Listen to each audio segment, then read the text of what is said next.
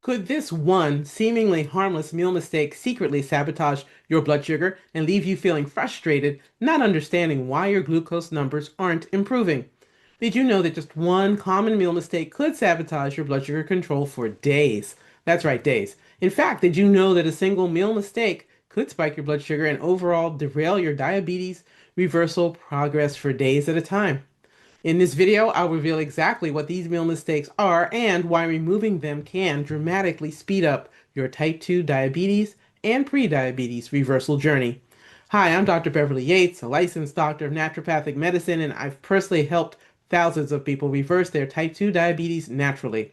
Today, I'll reveal 7 common meal mistakes, and number 5 and number 7 surprise almost everyone. All right, let's get into it. Be ready to take some notes. Mistake number 1, eating healthy in quotes, cereals for breakfast. This is something that's important to understand. Now let's look at this idea, right? Because there are hidden sugars in addition to the simple fact that cereals in general are highly processed, ultra refined foods. Bad combo. They're already highly processed and ultra refined, and now they're added sugars too. See it right on the labels, right? The refined carbs in these cereals, as such, are often labeled as heart friendly or low fat or healthy. Not true. So here's the physiological impacts of this. It can lead to rapid blood sugar spikes. If you're testing and not guessing about your blood sugar, you can see it for yourself, whether you're using test strips in the glucometer or if you're using a continuous glucose monitor.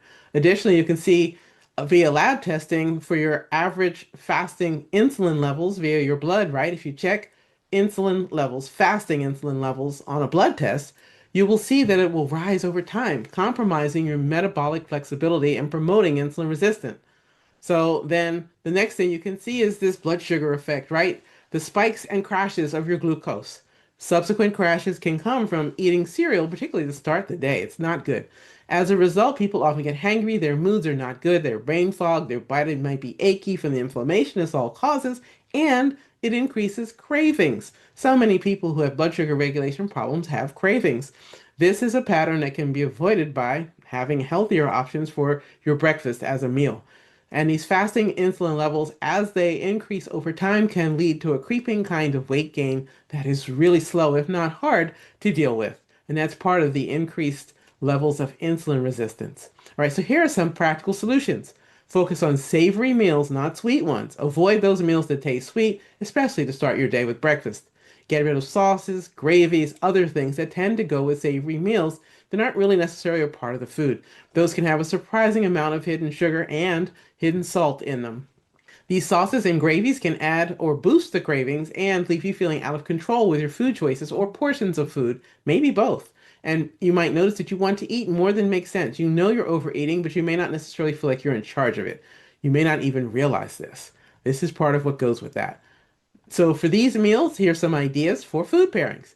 Eggs with leafy green vegetables and lentils for a smooth blood sugar response. Having fish with vegetables and chickpeas to start the day. Avocados that say enjoy them with the seeds, your favorite kinds of seeds, like maybe pumpkin seeds, sesame seeds, sunflower seeds, and a soy-based yogurt, other kinds of yogurt. Read the label and make sure there's no added sugars or artificial sweeteners. The simpler the foods are, the better off you're going to be. So experiment and find what works for you. As always, test, don't guess, so you know exactly what your blood sugar response is to the foods you eat. Use a glucometer with fresh test strips or use a CGM. Mistake number 2, eating fruit alone.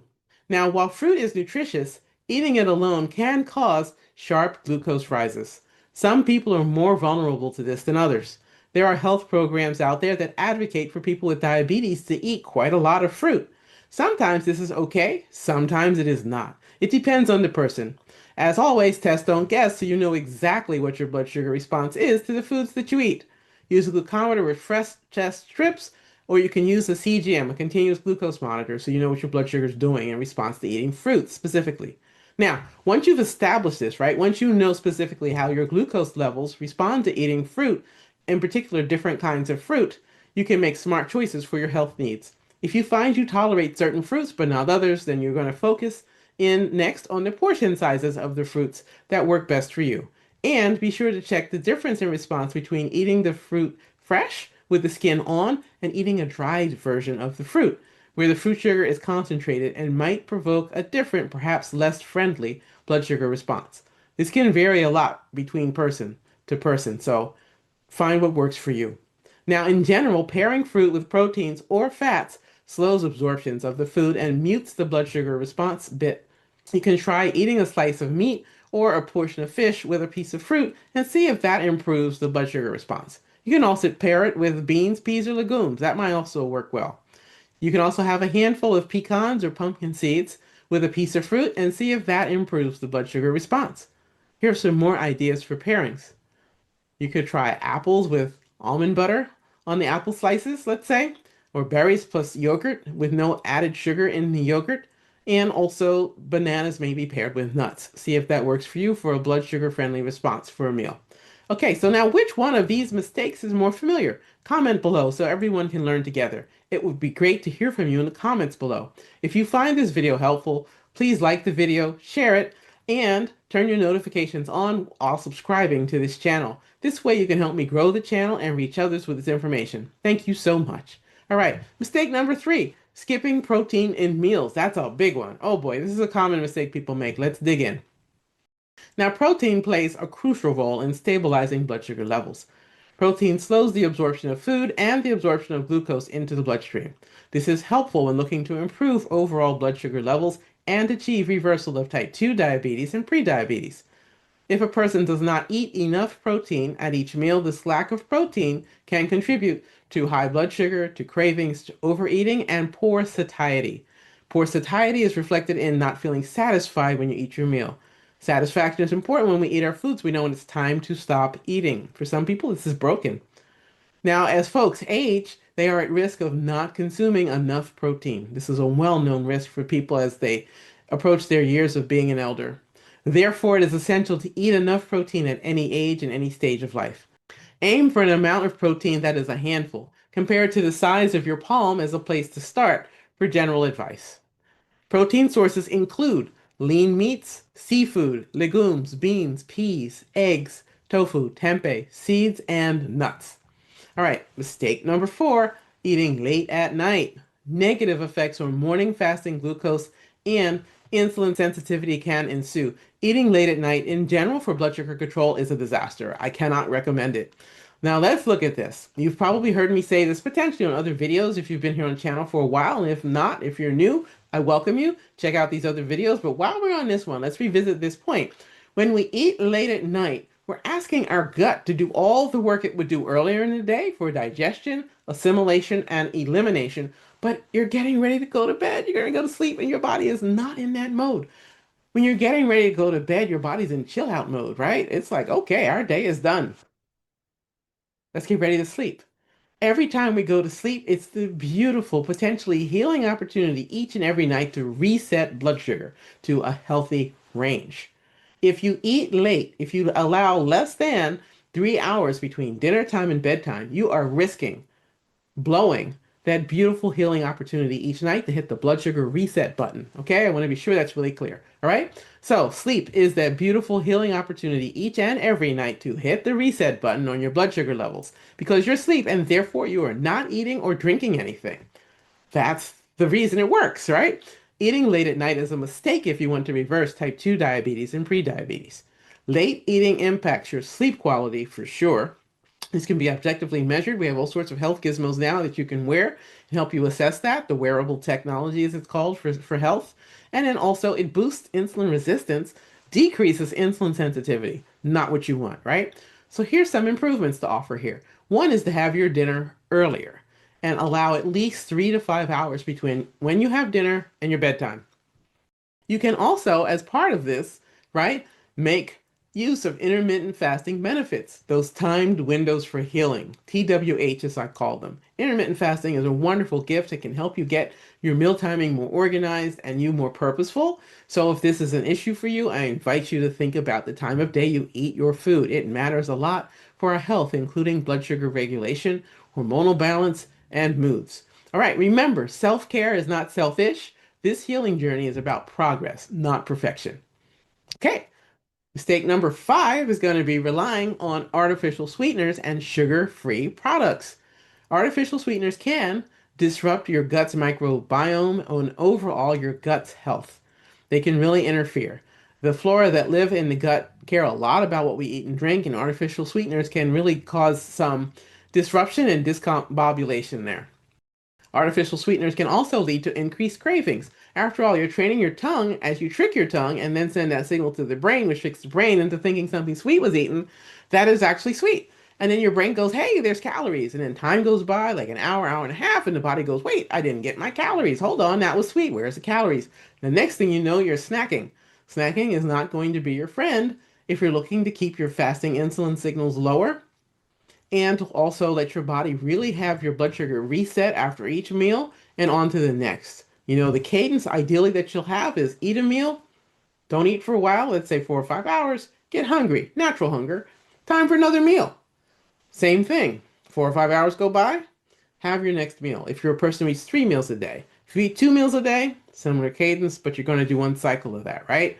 So with these artificial sweeteners, I've noticed in the people that I've worked with, that it absolutely can lead to an increase in cravings, especially for just sweets. People want more sweets. So now they're going to want candy with artificial sweeteners in it. They're going to want cereals with artificial sweeteners in it. They're going to want sodas and other beverages with artificial sweeteners in it, etc. It just goes on and on and on. And actually, it would be better to just have the actual food or beverage plain. This will really interrupt that process if you do it. Another effect that can happen for some people with artificial sweeteners is despite the use, which at first seemed like, oh man, this is going to be magical, right? It's going to save that problem. It can also indirectly lead to a raise in your blood sugar levels over time, even though it's not actually sugar, because the rest of the body is responding as if it's sweet. For some people, that's a real phenomenon. For other people, they don't seem to have any problems with it. So you assess what's true for you. It's definitely not a one size fits all approach, right? That's just the true thing. I wish it were. We could just have a magic wand and everything worked the same for everybody, but I've yet to see that be true in the world of health. Now, another thing to think about with the use of artificial sweeteners are what I would consider to be psychological traps. One of the things people have shared with me, and I've observed with the people that I've been around, is that people say, oh, I ate something that was sugar free, or that whole meal was sugar free, so I can indulge somewhere else. In other words, it gets into a psychology of cheating. And I would invite you to always, as much as you best can, feed yourself, nourish yourself with actual food. Nourish your body, nourish your mind, nourish your soul with actual food. And don't use artificial sweeteners as a way to cheat. Because really, who are you cheating? You're cheating yourself, okay? So please be mindful, be aware of that. Now, here's some ideas for ways to moderate this or to use flavors and your taste buds on your tongue to have natural sweetness or other kinds of flavors that you might enjoy. You can use cinnamon, you can use vanilla, you can use nutmeg, you can use rosemary. Believe it or not, it's not sweet, but it's certainly a strong flavor. And for some people, it's enough to keep them from wanting more sweet things. Turmeric is another thing to add that could be helpful, and definitely ginger. So I recommend experiment, whether it's beverages or foods. Consider using these natural spices, these herbs, if you will, to be part of what helps you if you're looking to reverse type 2 diabetes, pre-diabetes naturally, and to get off the cycle of the issues that go on with these artificial sweeteners. All right, so which one of these mistakes is most familiar? Would you please comment below so everyone can learn together? It would be great to hear from you in the comments. If you find this video helpful, please like it, share it, turn your notifications on, and subscribe to the channel. This way you can help me grow it and reach others with this information. Thank you so much. All right, let's move on to mistake number 6, ignoring meal timing and consistency. Now, meal timing in general is a big part of the Yates protocol for diabetes reversal for type 2 diabetes and pre-diabetes and how you fix your blood sugar. It's a key component of those 5 steps, right? It's important to know about meal timing, and I'm always amazed that this information is more widely available. So let's dig in and have a look. Now, irregular meals can confuse your insulin responses. And in fact, your overall hormonal system is like, what is going on when you eat all around the clock, right? It can negatively impact blood sugar regulation. Now, I want you to think about this. I'm going to suggest something and let me know how this hits you because I want to make sure this imagery is clear. I want you to imagine if the sun rose at random times each day and then set at random times each day. How much chaos would ensue in daily life if this happened? Please reflect. Think on this for a moment. Now, eating at really different times each day leaves the body and the hormonal system in disarray, confused, frankly, about what to expect next in terms of nourishment, when to digest foods, when to assimilate the nutrients from the foods that have been digested, and when to eliminate the waste products from the foods. The body's like, I'm not sure what's going on. Are we going to eat now? Are we going to eat 5 hours from now, 8 hours from now, 2 hours from now? Like when? It invites chaos in metabolic processes. This is not a good situation in general for health. Now, here's one example of a meal timing pattern that I've seen work well with my patients and clients over the years. For those who eat 3 meals a day, eating lunch about 4 to 5 hours after breakfast and eating dinner about 4 to 5 hours after lunch works well overall. This still lets a person eat dinner 3 to 5 hours before bedtime, thus avoiding eating too late at night. So, to give you a clear example, the timing could be eat breakfast at 8 a.m., lunch at 1 p.m., and dinner at 6 p.m., with bedtime at 11 p.m., which gives you 5 hours between your meals. So each of the meals is 5 hours apart, and 5 hours between dinner and bedtime. Now, this is just offers that as an example. Of course, you can adjust it to fit your preferences and your needs. Another meal timing pattern I've seen work well with my patients and clients over the years for those who eat 2 meals a day is to have lunch around midday, say 12 o'clock noon, and to have dinner at 6 p.m. with bedtime at 11, which gives 5 hours between meals and 5 hours between dinner and bedtime. And this means that that noontime meal, 12 p.m., you're taking an hour. You're really gonna take time to eat. So instead of just inhaling your food, you're gonna eat more slowly, right? Okay, so if that can work for you, hey, check it out. Let us know in the comments. This is just an example again, and you can adjust any of this to fit your preferences and needs. I just want to give you a framework to work with here. Now, this attention and intention of spacing to meals is to optimize blood sugar control and your energy levels to make it more possible to naturally reverse type 2 diabetes and prediabetes. Ideally, you are consistent by planning meals and setting regular eating schedules. And I know for some people, the struggle is about being consistent. I get it. We're all human. All right. And our final mistake, number 7 here, okay, is drinking your calories in the way of coffee drinks, juices, smoothies, things of that nature. The health is in the details. You must read all the labels for the beverages you drink, especially if you didn't make that beverage yourself. You may not know all of what's in there. Added sugars in beverages like fruit juices, smoothies, coffee beverages, sports drinks. Oh boy, sports drinks. And these energy drinks. Haha, they typically are a disaster. They're commonly a part of the ingredients, right? There's just added sugars, all kinds of things in these beverages. Sugars can appear on these beverage labels under numerous names. So here's a list to get you started. There's honey, there's high fructose corn syrup, also HFCS to abbreviate that. There's sucrose, dextrose, fructose, glucose, maltose, galactose, lactose, and invert sugar, other kinds of syrup, along other names that could be added there for sugar. Now, some people have this wrong idea, a misconception, that liquid calories don't count as much as other sources of calories. That's not true. Liquid calories that spike blood sugar are a problem. The fact that they are liquid does not give you a pass. These drinks, juices, and beverages spike blood sugar because they are rapidly digested and the glucose they contain causes the spike. Here are some ideas for practical swaps. Water flavored with something like cucumbers or celery, or maybe slices of a whole piece of fruit like an apple with its skin on, some herbal teas, plain black tea, plain decaf tea, or homemade vegetable broth. A lot of people come to enjoy homemade vegetable broth.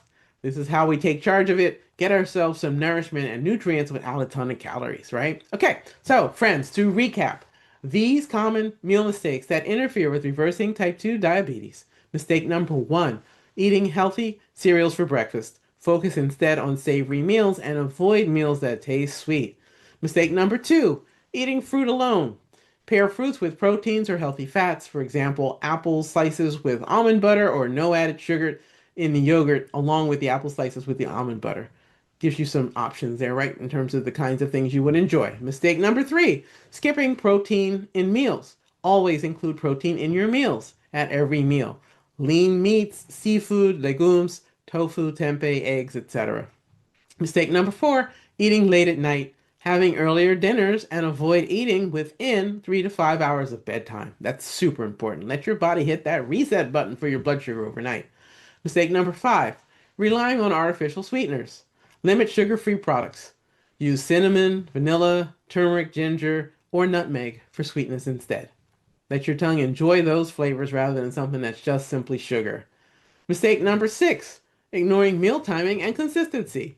Maintain consistent meal timing each day to support insulin stability. That's right, to support insulin stability. Give your overall hormonal system and circadian rhythm the gift of consistency. And then mistake number 7, drinking your calories. That could be juices, smoothies, or coffee drinks, energy drinks, right? Choose beverages like water, herbal teas, or homemade vegetable broth instead. Okay, so which one of these mistakes surprised you the most? Please comment below so everyone can learn together. It would be great to hear from you in the comments. If you find this video helpful, please give it a like, share it, and turn your notifications on, and subscribe to the channel for further videos coming your way. This way you can help me grow the channel and reach others with this information. Thank you so much. This healing journey is always about progress, not perfection. Please take great care of yourself. Self-care is not selfish. Check out the description for my channel where you will find links to join one of our programs, join our community via the email list, and other ways to work on your health goals.